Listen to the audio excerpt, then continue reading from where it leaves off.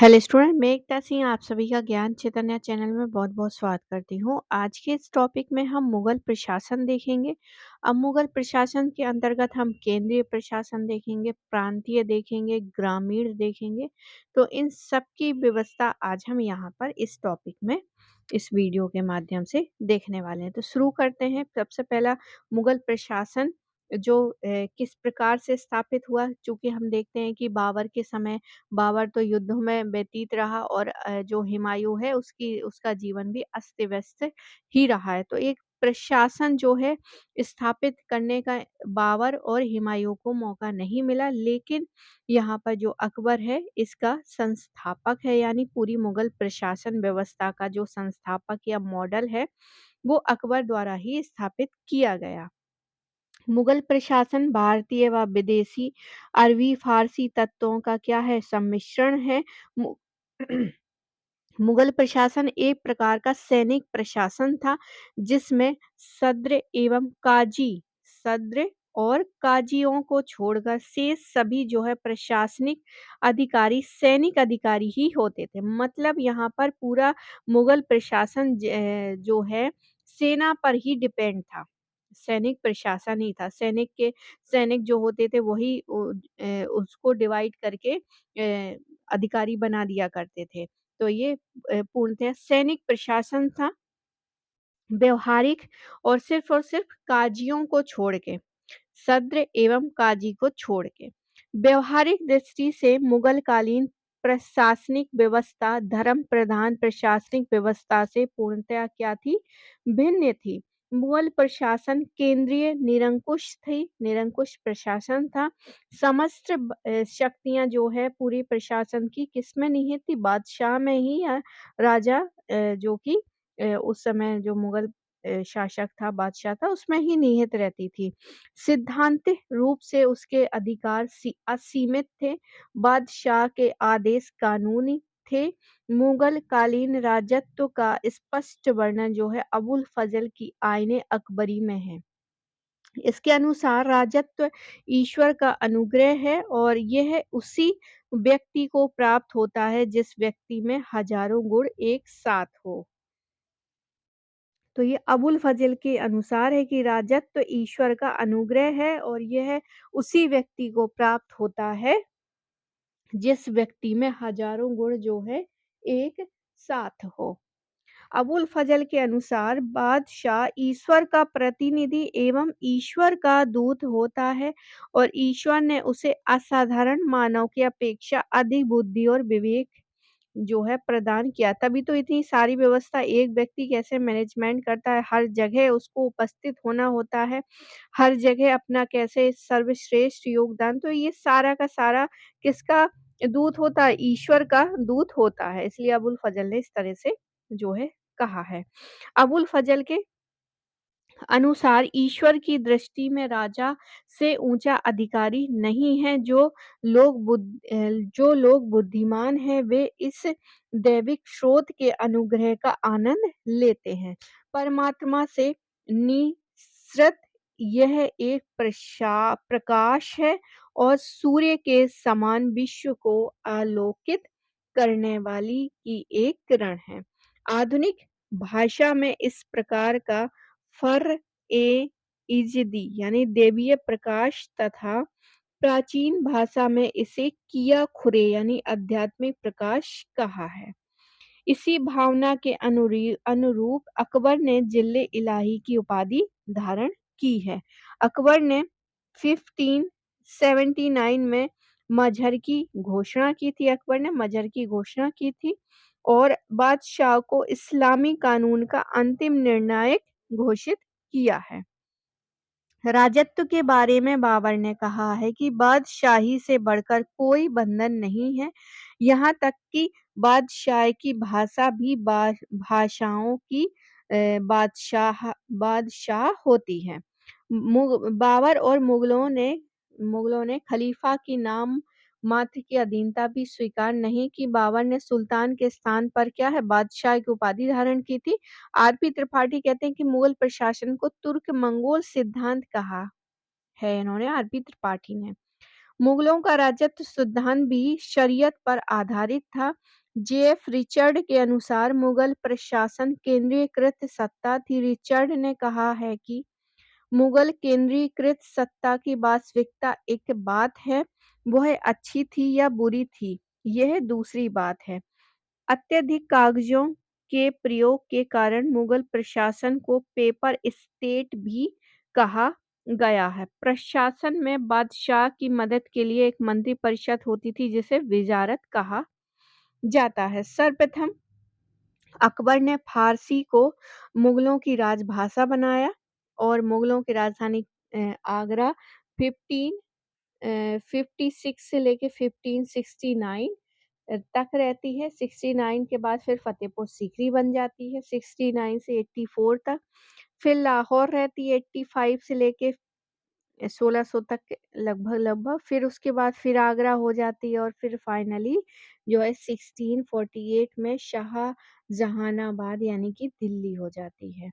दक्षिण में मुगलों की राजधानी बुरहानपुर थी। तो ये भी बहुत इम्पोर्टेंट फैक्ट है, यहाँ से जो है क्वेश्चन बनने की क्या है संभावना है। अब आ जाते हैं हम केंद्रीय प्रशासन। तो मुगलों का केंद्रीय प्रशासन, केंद्रीय प्रशासन मतलब जैसे कि अभी हम केंद्र में देखें, केंद्र में मतलब जैसे हमारा जो अभी वर्तमान में प्रधानमंत्री जहाँ पर है, वहाँ की पूरी व्यवस्था उसको केंद्रीय प्रशासन कहेंगे। प्रांत में जैसे हमारे स्टेट हैं, तो उस हिसाब से उस समय व्यवस्था थी।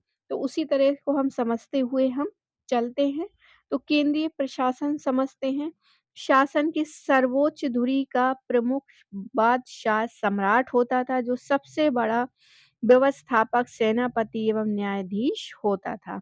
जहांबानी यानी राज्य की रक्षा एवं जहांगीरी अन्य राज्यों पर अधिकार बादशाह के कर्तव्य माने जाते थे। बादशाह का अपना प्रतिष्ठान यानी खासा ये शरीफा कहलाता था। वजीर यानी कि वकील या प्रधानमंत्री। अब यहाँ पर वजीर साम्राज्य का प्रधानमंत्री होता था। इसको सैनिक व असैनिक दोनों अधिकार थे। बाबर व हुमायूं के समय वजीर का पद बहुत महत्वपूर्ण था। निजामुद्दीन खलीफा बाबर का वजीर था। बाबर ने वजीर को राजसी ऐश्वर्य का स्तंभ कहा है। अमीर उवैस व हिंदू बेग हुमायूं के वजीर थे। अकबर के काल में वजीर को वकील कहा जाने लगा। अकबर के प्रारंभिक वर्षों में बैरम खां वकील थे। बैरम खां कौन थे? वकील थे। वकील को वकील ए मुतलक कहा जाता है। अकबर के समय में बैरम खां के पश्चात जो है क्रमशः 8 माह में क्रमशः 6 वकील, जिसमें शिहाबुद्दीन अहमद खां, शिहाबुद्दीन एवं महम अंगा संयुक्त रूप से रहे। फिर तो सबसे पहली प्रधानमंत्री महिला में अगर हम बात करें तो महम अंगा थी। बहादुर खान एवं महामंगा संयुक्त रूप से हुए। मुनीम खां, अतका खां और फिर मुनीम खां। इस तरह से 6 वकील होते हैं 1560 में। और आगे देखते हैं, बैरम खां के पतन के बाद अकबर ने जो है वकील की शक्तियों को क्या कर दिया? कम कर दिया। क्या कर दिया? कम कर दिया।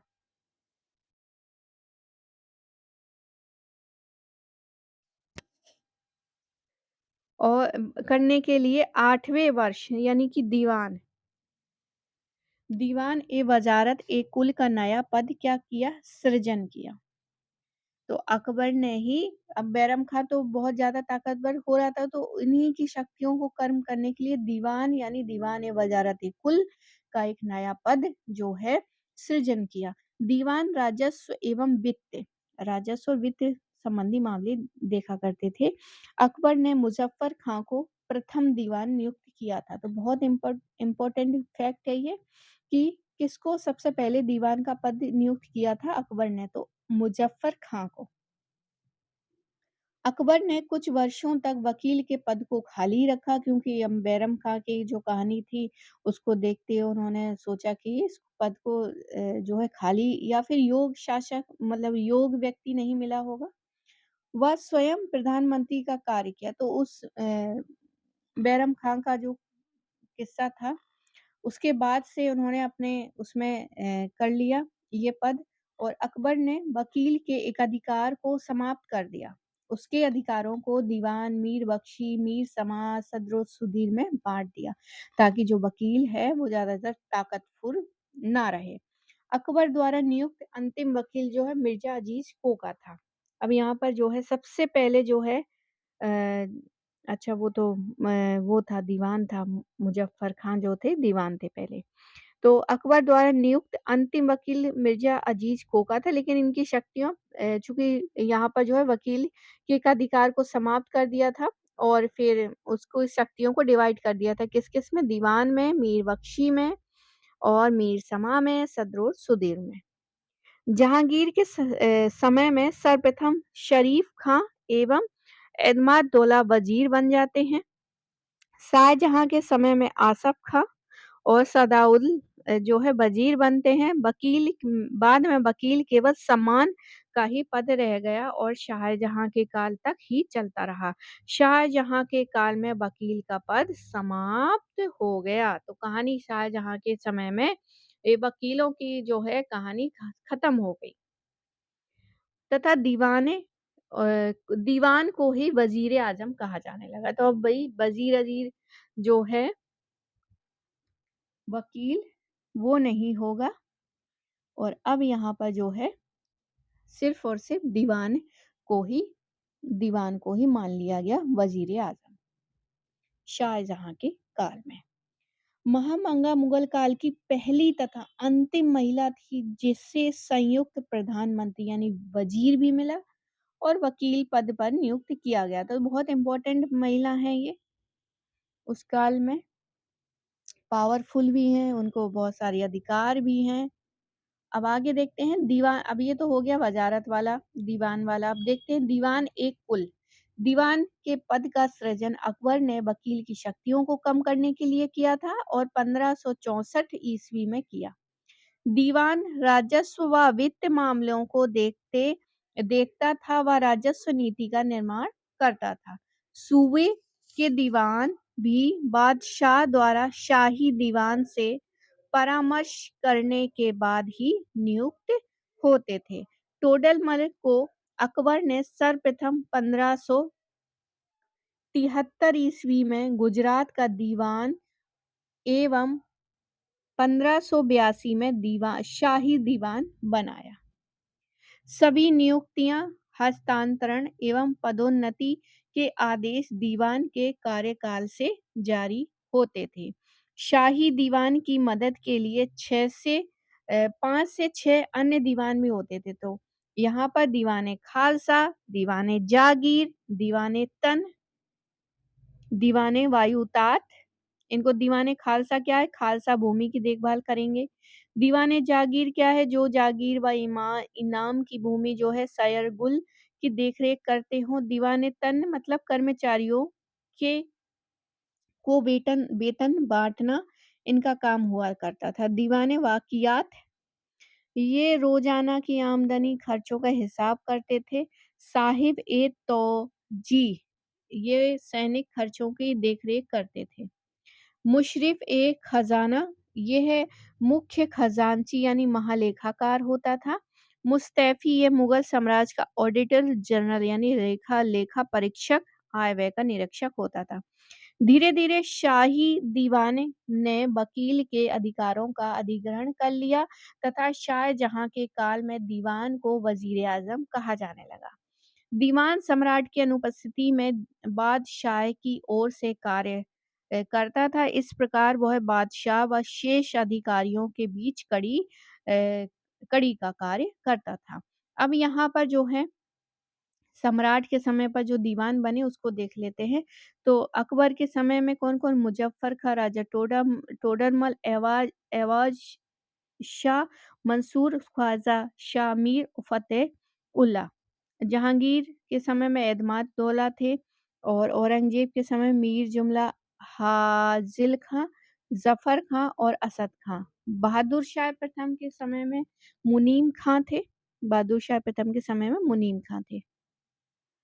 आगे देखते हैं असद खां। असद खां कौन? औरंगज़ेब वाले। सर्वाधिक लंबे समय तक 31 वर्ष तक। कौन? 31 वर्षों तक जो है मुगल दीवान रहे। औरंगजेब की मृत्यु के बाद असद खान जहांदार शाह के समय तक वकील-ए-मुतवक्किल रहे हैं। अमीर बख्शी अमीर बख्शी जो है सैनिक विभाग का प्रमुख होता था, लेकिन ये सेनापति नहीं होता था, मुख्य सेनापति बादशाह ही होता था। मीर बख्शी के प्रमुख कार्य सैनिकों की भर्ती, उनका हुलिया रखना, रसद, हथियार आपूर्ति, अनुशासन बनाना, भू राजस्व अधिकारियों का निरीक्षण करना होता था। मीर बख्शी युद्ध के दौरान सेना को वेतन बांटता था, जबकि साधारण समय में यह कार्य दीवाने तन करता था। मीर बख्शी जो है महावेतनाधिकारी होता था। हॉकिंस ने इसे लेफ्टिनेंट जनरल कहा है। अकबर ने अपने मीर बख्शी लश्कर खां एवं शाह नवाज खां को दंडित किया था। मीर बख्शी मनसबदारी व्यवस्था का संचालन भी देखता था और सेना का वेतन मीर बख्शी द्वारा सरखत नामक पत्र पर हस्ताक्षर के बाद ही मिलता था। औरंगजेब के अंतिम समय में 4 मीर बख्शी थे। वाक़िया नवीस और वरीद मीर बख्शी को ही सूचना देखते थे। शाही महल की सुरक्षा और यात्राओं के दौरान बादशाह की सुरक्षा की जिम्मेदारी भी मीर बख्शी की ही होती थी। अमीर वर्ग का प्रमुख भी मीर बख्शी ही होता था। मीर ए समा को देखते हैं तो यह घरेलू मामलों का प्रधान होता था तथा बादशाह व महल की दैनिक आवश्यकताओं की पूर्ति भी करता था। यह साम्राज्य के कारखानों का भी निरीक्षण करता था तथा दीवाने वायु तात मुशरिफ आदि अधिकारियों के कार्यों का निरीक्षण करता था। मीर ए समा पद की स्थापना अकबर ने की थी और औरंगजेब के काल में इसे खाने समा कहा जाने लगा। पहले मीर समा दीवान के अधीन था, किंतु जहांगीर ने इसे मंत्री का दर्जा दिया। सद्र उस सुदूर देखते हैं। यह धार्मिक मामलों का प्रमुख होता था तथा बादशाह को सलाह दिया करता था। सद्रो सुदूर इसके प्रमुख कार्य क्या थे? दान पुण्य की व्यवस्था करना, विद्वानों को कर मुक्त भूमि देना, वजीफा देना और धार्मिक शिक्षा की व्यवस्था करना व इस्लामी कानूनों के पालन की समुचित व्यवस्था करना होता था। पहले सद्र और सुदूर व मुख्य काजी का पद एक ही व्यक्ति को दिया जाता था। जब वह मुख्य काजी के रूप में कार्य करता था तो उसे काजी उल कुजात कहा जाता था। मुगल काल का प्रथम सद्र शेख गदाई था, जिसे बैरम खां ने नियुक्त किया था। आगे देखते हैं, अकबर के समय से ही ये पद अलग-अलग व्यक्तियों को प्रदान किया जाने लगा। सद्र और सुदूर दान में दी गई लगान भूमि व्यवस्था यानी सयूर गाल ए मदद ए माश का निरीक्षण करता था और ये शब्दावली जो है एग्जाम में पूछी गई है। आगे देखते हैं, सद्र और सुदूर का कभी स्थानांतरण नहीं होता था और 1587 1578 में प्रांतों में भी सद्र उस सुदूर की जो है नियुक्ति होने लगी। अकबर ने अपने सद्र उस सुदूर अब्दुल नबी एवं औरंगजेब ने अब्दुल वहाब को भ्रष्टाचार के कारण पद से हटा दिया था। बाद में सद्र का पद अपना महत्व खो चुका था। शाहजहां के काल में मुसब्बी खां और औरंगजेब के काल में सैयद जलाल सद्र उस सुदूर रहे हैं। अकबर ने दलितों एवं अनाथों को मुफ्त भोजन देने के लिए अब्दुल फजल की देखरेख में धर्मपुरा हिंदुओं के लिए और जोगीपुरा जोगियों के लिए और खैरपुरा मुसलमानों के लिए नामक 3 दरिद्रालय खुलवाए। काजी उल कुजात तो ये न्याय विभाग का प्रमुख होता था। काजी उल कुजात और ये मुख्य काजी होता था। इसकी सहायता के लिए मुफ्ती होते थे जो कानून की व्यवस्था करते थे। मुफ्ती की व्याख्या के आधार पर ही मुख्य काजी निर्णय देते थे तथा एवं मीर ए अदली फैसला सुनाता था। मुहतसिब उनकी नियुक्ति औरंगजेब ने की थी। मुहतसिब प्रजा के नैतिक चरित्र की देखरेख करते थे तथा ये देखते थे कि मुस्लिम प्रजा इस्लाम के अनुसार आचरण कर रही है। औरंगजेब ने हिंदू मंदिरों व पाठशालाओं को तोड़ने की जिम्मेदारी भी मुहज्जिबों को सौंपी थी। मुगल काल के अन्य उच्च पदाधिकारियों की बात करते हैं। अब यहाँ पर देखते हैं मीर आतिश यानी शाही तोपखाने का प्रधान होता था। दरोगा ए डाक चौकी गुप्तचर एवं डाक विभाग का प्रमुख होता था। मीर बहर यानी जल सेना का प्रधान तथा शाही नौकाओं की देखरेख करता था। मीर ए बर बार वन विभाग का अधीक्षक होता था। मीर ए अर्ज बादशाह के पास भेजे जाने वाले आवेदक पत्रों का प्रभारी याचिका प्रभारी होता था। मीर ए जोजक तोजक सॉरी मीर ए तोजक जो है तुजुक ये धार्मिक उत्सवों एवं समारोहों का प्रबंध करता था। वाकिया नवीस जो है समाचार लेखक व गुप्तचर हुआ करते थे और खुफिया नवीस ये गुप्त रूप से महत्वपूर्ण खबरें केंद्र में देते थे। हरकारा भी जासूस एवं बाधक होते थे। विदक्ची जो है प्रांतों में भूमि व लगान के कागज तैयार करते थे। मुशरिफ लेखाधिकारी होते थे। यह राज्य की आय व्यय का लेखा जोखा करते थे। मुस्तैफी ये मुशर्रिफ द्वारा तैयार रिकॉर्ड की जांच करते थे, लेखा परीक्षक थे। मुसद्दी शाह बंदर बंदरगाहों के प्रशासन की देखरेख करते थे। मीर मुंशी शाही पत्राचार प्रभावी होते थे। कुरबेगी जो है ध्वजारोही होते थे। अख्त बेगी जो है शाही घुड़े साल का दरोगा होता था। खवा सलार जो है शाही बावर्ची खाने का दरोगा होता था। अवर जाह नवीस जो है दरबार के सैनिक खर्चों का लेखा जोखा करने वाला होता था। एलची जो है यूरोपीय राजदूत होता था। साफिर पड़ोसी राज्यों के राजदूत होते थे। गुसलखाना बादशाह का गुप्त नियंत्रण कक्ष था। गुसलखाना बादशाह का गुप्त नियंत्रण कक्ष था। शाहजहां ने इसका नाम दौलत खान एक खास रखा। करावल घुड़सवार व यसावल विभागीय संदेहवाहक थे। हरकाय वाकिया नवीस खुफिया नवीस सब निगार मुगल गुप्तचर प्रणाली से जुड़े थे। वाकिया नवीस सूबों के गुप्तचर विभाग का प्रधान होता था। वह सूबे की प्रत्येक सूचना केंद्र को देता था। तो ये हो गई केंद्र की बातें। अब हम प्रांतों पे चलते हैं। मतलब यहाँ पर जो मुगलों ने अपने साम्राज्य को बढ़ाने के लिए जो हिस्से जीते हैं उसको प्रांतों में डिवाइड किया था।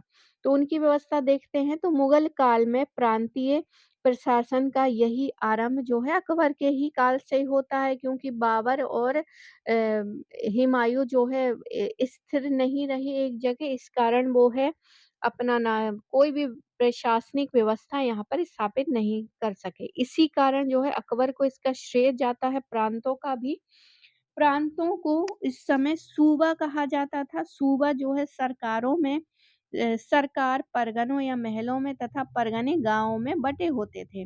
बाबर व हुमायूं को प्रांतीय प्रशासन के गठन के लिए पर्याप्त समय नहीं मिला। जैसा कि मैंने पहले बताया, अकबर ने 1580 में अपने साम्राज्य को 12 सूबों में डिवाइड किया। तो अकबर के समय 12 ऐसे याद करेंगे। दक्षिण में बरार हो गया, खानदेश हो गया। अहमदनगर की विजय के बाद सूबों की संख्या अकबर के काल में कितनी हो गई थी? 15 हो गई थी। तो 12 तो सूबे थे उनके, लेकिन दक्षिण के बरार खानदेश अहमदनगर को जोड़ दिया जाए तो 15 हो जाती है। अबुल फजल ने आईने अकबरी में केवल 12 सूबों का ही वर्णन किया है। मतलब उन्होंने दक्षिण के बरार खानदेश और अहमदनगर की बात नहीं की है। आगे देखते हैं। जहांगीर के समय में 15 हो जाती है। कांगड़ा को जीता, किंतु उसे लाहौर सूबे में ही मिला लिया था। शाहजहां ने कश्मीर, ठट्टा व उड़ीसा को जीत कर 3 नए सूबे बनाए। तो उनके 15 थे और फिर 18 हो जाते हैं। 18 हो जाते हैं और एक लाहौर हो गया। मुल्तान हो गया बंगाल से पृथक हुए थे। कौन-कौन? कश्मीर, ठट्टा और उड़ीसा। तो टोटल जो है शाहजहाँ के समय में 18 हो गए थे। तो ये यहाँ से कई बार चाहे वो टीजीटी हो, पीजीटी हो या यूजीसी नेट हो, यहाँ से क्वेश्चन पूछे गए हैं। तो अकबर के समय में 12, जहांगीर के समय में 15, शाहजहां के समय में 18। अब औरंगजेब की आती है तो बीजापुर, गोलकुंडा जीतने पर इनकी संख्या कितनी हो जाती है? 20 हो जाती है। वहीं दत्त राय चौधरी और मजूमदार जो है इनकी संख्या 21 बताते हैं। औरंगजेब के समय में सूबों की संख्या 21 बताते हैं। प्रांतीय प्रशासन को जनसाधारण की भाषा में सूबेदार कहा जाता था। अकबर के काल में इसे सरकारी रूप से सिपाह सलार कहा जाता था और बाद में फिर इसको नाजिम कहा जाने लगा। सूबेदार अपने प्रांत का सर्वोच्च सैनिक व असैनिक अधिकारी होता था। 1586 में अकबर ने सूबों में दीवान का पद सृजित कर वित्तीय अधिकार दीवान को दे दिया। इससे सूबेदार की शक्ति पर नियंत्रण हुआ। सूबेदार को संधियां करने व मनसब प्रदान करने के अधिकार नहीं होते थे। अकबर ने केवल गुजरात के सूबेदार टोडरमल को राजपूतों से संधि करने व उन्हें मनसब प्रदान करने के लिए अधिकृत किया। प्रांतीय दीवान की बात करते हैं तो इस पद को अकबर ने सृजित किया और सूबे में वित्त और राजस्व का प्रमुख होता था। ये सूबेदार के प्रति नहीं बल्कि सीधे केंद्रीय शाही दीवान के प्रति उत्तरदायी हुआ करते थे। ये प्रांतों में दीवानी मुकदमों का निर्णय भी करते थे। बख्शी ये सूबे की सेना जैसे वहाँ केंद्र में भी था, तो यहाँ पर बख्शी जो है सूबों की सेना की देखरेख करता था। वाकया निगार के रूप में उसे सूबों की जानकारी केंद्र को देनी होती थी। प्रांतीय सद्र तो उधर सद्र सुदूर था तो प्रांतीय सद्र व काजी का पद प्रधान साधारणतः एक ही व्यक्ति को दिया जाता था। मीर अदल या न्यायाधीश के रूप में अनुदानों, उत्तराधिकार व अन्य विवादों का निपटारा करता था। सर्वप्रथम इनकी नियुक्ति जो है अकबर ने की थी मीर अदल की। बड़े नगरों व सूबों की राजधानी में कोतवाल नियुक्त होते थे। यह मुख्यतः नगर पुलिस का प्रधान हुआ करते थे। सरकार जिसको जिला बोलते हैं, फौजदार था यहाँ तो मुगल काल में सरकार का प्रमुख प्रशासक फौजदार हुआ करता था। सरकार में कानून व्यवस्था बनाए रखना जिनकी जिम्मेदारी थी तथा राजस्व उगाही में अमल गुजारी की मदद भी करता था। अमल गुजार यह जिले का राजस्व वसूली का कार्य करता था तथा खालसा भूमि का राजस्व भी वसूल करता था। आगे देखते हैं विदक्षी। विदक्षी जो है अमल गुजार के अधीन लिपिक व सचिव था जो लगान व भूमि संबंधी कागजात तैयार करता था एवं राजस्व अधिकारियों के संस्थापन का कार्य करता था। खजानदार यह जिले का खजांची होता था और प्रत्येक सरकार में एक जो है काजी हुआ करता था। काजी औरंगजेब के शासन काल में जजिया व जकात की भी वसूल करने लग गया था। अकबर के समय उड़ीसा, बंगाल सूबे का, कंधार व कश्मीर, काबुल सूबे का और बलूचिस्तान एवं सिंध मुल्तान सूबे के प्रसिद्ध जिले थे। परगने का प्रशासन देखते हैं तो सिकदार यानी इसका कार्य परगने में शांति कायम रखना व राजस्व वसूली में आमिल की मदद करता था। आमिल कौन था? रेवेन्यू कलेक्टर था और परगने का वित्तीय अधिकारी जो किसानों से लगान वसूले करता था।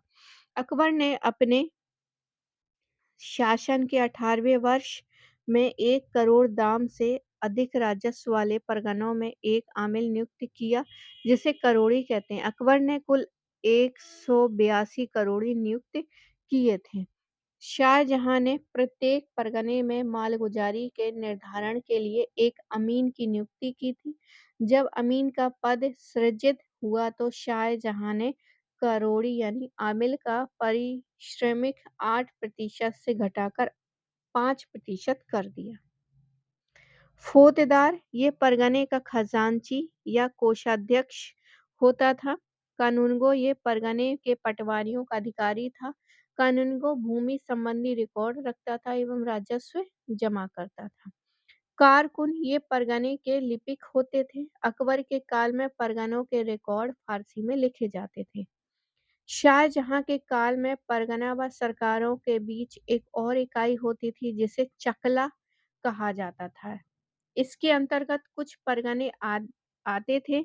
अमीन शाहजहां ने परगने में जजिया वसूली के लिए अमीन की नियुक्ति की तथा शाहजहां ने परगने में 2 या 2 से अधिक कानूनगों की नियुक्ति शुरू की थी। औरंगजेब ने ग्रामीण क्षेत्रों में जजिया वसूलने के लिए अमीन की नियुक्ति की थी। ग्राम प्रशासन की बात करते हैं तो गांव के मुखिया को खुद मुकद्दम व चौधरी या पटेल कहा जाता था। गांव को मौजा या मवदा या डी कहा जाता था। गांव में राजस्व वसूली का कार्य पटवारी करता था। कानून व व्यवस्था की जिम्मेदारी मुकद्दम की होती थी। तो ये थी केंद्रीय और प्रशासन व्यवस्था। अब यहाँ से जो है मुगल कालीन अर्थव्यवस्था इसको हम एक नई वीडियो में देखेंगे। तो आई होप आपको ये वीडियो पसंद आया होगा। तो आज हमने देखा कि किस प्रकार से केंद्रीय व्यवस्था थी मुगल प्रशासन की और किस प्रकार से प्रांतीय थी, फिर किस प्रकार से ग्रामीण थी यानी जिले थे, फिर ग्रामीण व्यवस्था थी। तो आई होप आपको ये वीडियो पसंद आया होगा। पसंद आया हो तो प्लीज़ लाइक करें, शेयर करें, सब्सक्राइब करें और ज्वाइन भी करें। मिलते हैं हम अगले वीडियो में। पूरा वीडियो देखने के लिए आप सभी का बहुत-बहुत